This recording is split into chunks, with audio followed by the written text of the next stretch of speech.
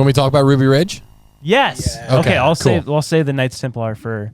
Okay. But it's wild. Yeah. Have you heard the story of Ruby Ridge? No. Okay. Love so the this story. is a story that happened in 1992. This is in northern Idaho, about 40 miles away from Canada. So back a long time ago, there was this man named Randy Weaver. He was a Green Beret in the Army, right? So tough dude. And while he's in the Army, he meets his wife, Vicky. Not the wife at the time. He meets a girl named Vicky. They become later married. And they fall in love, and they both start sharing same ideas. Listen, we want to get off the grid. We want to raise a family. We want to have horses and animals and all these things. So he retires. He grabs his wife, Vicky. They move to northern Idaho. They buy a place on Ruby Ridge. It's just an area in Idaho. So they start living there. Years go by, and in 1992, apparently there's some type of conflict. There's apparently he was reached out to become an informant for the ATF, and he said no. He didn't want any involvement. He wanted to stay home. And then some type of gun issue came up where they're like, he has an illegal firearm on his property.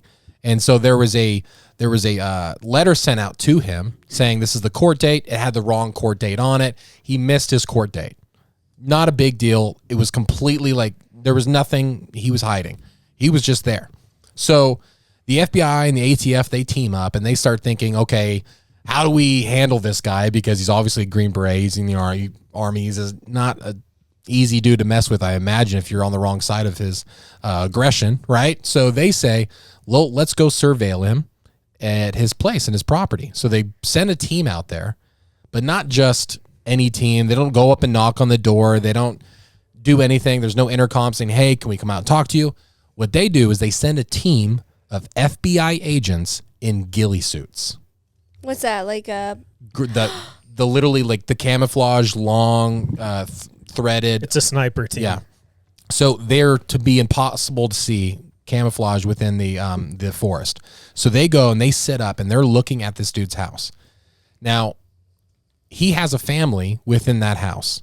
His 14-year-old son, Sam, scrawny little kid, walking his dog along a trail outside their home, chilling, having a great day. Then suddenly his dog starts barking. Stryker, the dog, starts barking toward the woods. He sees some movement. The guy gets up. The FBI shoots the dog, hits him in the spine, doesn't kill him. The dog starts yelping. Randy Weaver in the house comes out. He hears the dog barking.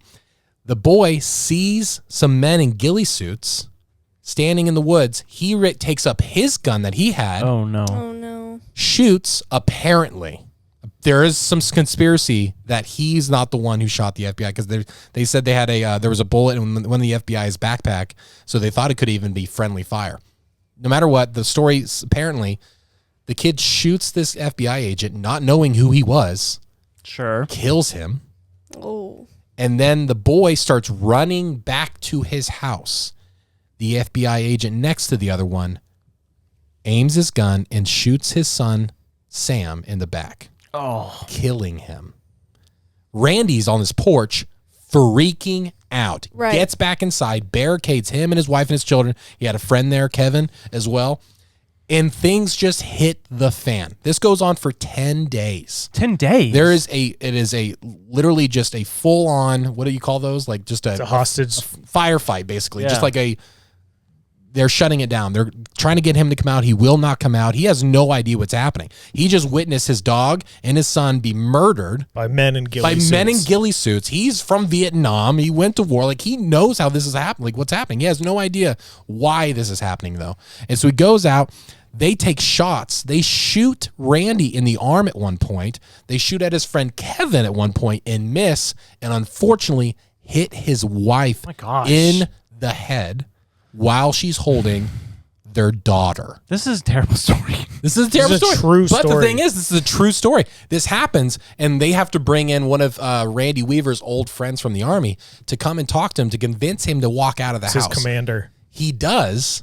He talks with these people, and guess what? They find out not really a big deal. No illegal weapons, nothing on.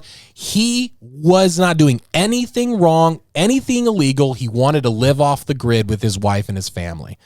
The FBI takes him. They arrest him. Nothing stands. They did the one thing that he did get was like missing his court date, right? And so it's like nothing. He gets awarded $3.1 million after the fact. That's it? But before he was awarded that money, the FBI walked away saying this was a success and awarded the men that were fighting against Randy Weaver. They gave them awards.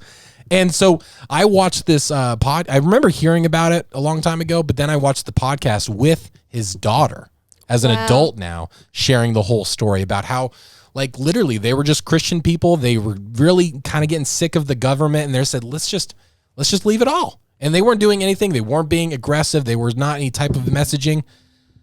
They went out there to live their lives, and these people literally just took advantage of his family. Literally took his family away from him. Oh my gosh, dude! It's wild. And the so wife it just died. The wife died. the wife died instantly. Yeah. So they had to keep their son's body, the wife's body, literally there for 10 days inside the house in the shed. Like, it's like, I can't even imagine the amount of frustration this dude feels, because he still goes around, he still talks, people still meet him. Like, it's a tough thing, dude. It's crazy. That is so crazy. Yeah. So I don't understand though, like how. So he had what is an illegal firearm? Did he like keep a bazooka? Or Apparently somebody bought 2 sawed-off shotguns from him. There was a rumor of that or something. Oh. They changed laws on what guns are legal. Like, you used to be able to buy a fully automatic, and I don't know.